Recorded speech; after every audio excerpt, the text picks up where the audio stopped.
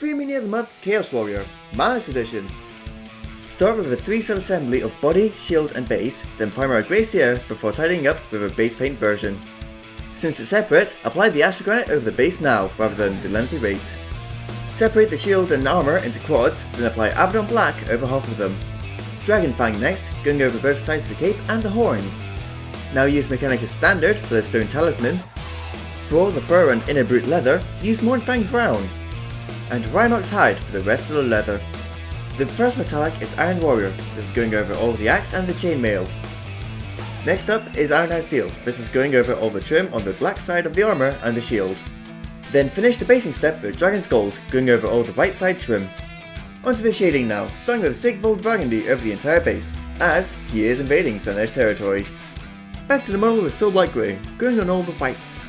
For the leather, cape and fur, use Agrax Earthshade. For some extra dirt style detail, try to keep some pooling to the bottom of the cape. Only the horns and small claws need some Seraphim Sepia. Use Nuln Oil over all the seal, iron, black and stone on the model. Flesh wash over all the gold next and shading is done. Begin the layering step with 1:1:1 of White Scar, Mechanicus Standard Grey and Wild Cloak heavily dry brushed over the base. Then pure White Scar for all the white armor plating. After that is Eshin Grey, going over all the black armor. Gorthor Brown next, going over all the dark leather and bottom half of the fur. Then finish the light leather and top half of the fur with Baneblade Brown.